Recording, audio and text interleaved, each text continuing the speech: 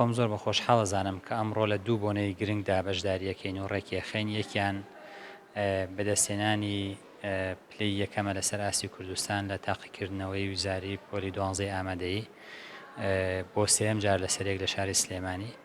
لە دوو ساڵی ڕابردووشە شاری سلێمانی سێ قوتابی یەکەمی پێشکەشکردین و هەروەها بەدەستهێنانی 35 خوێندکاری ترمان کە توانیان لە دەیەکەمەکانی پۆلی 12 ئامادەیە بن لە کوردستانە.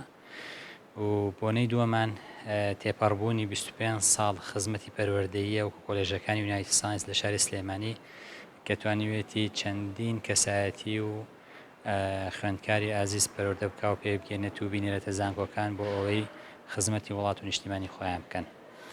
بێگومان خوێندنگەکانمان هەر لە سەرەتاوە توانیوانە بە 4 زمانی سەرەکی کە زمانی ئینگلیزی و کوردی و عەرەبی و هەروەها زمانی تورکیا خوێندن پێشکەشی خوێندکارەکانی بکە و هەروەها لە بواری زانستیە توانیوێتی ئەنجامی گەورە بەدەستبێنێت لەسەر ئاستی ناوخۆ و نێودەوڵەتیە لە هەردوو جۆری پرۆژەکانی پرۆژەی نێودەوڵەتی زانستی و پرۆژەی تەطبیقی زانستی کە ساڵانە بەشدارێکێن لەسەر ئاستی ناوخۆ دەرەوەیە و لە سەر ئاستی پێگەاندنی کەسانی یان کەسایەتی خوێندکارانیشمان توانێتی جێدەستی خۆی پیشامدات و چەندین نەوە و ڕۆڵەی بەتوانا و بەڕەوشتی پێشکەش بە کوردستان کردووە.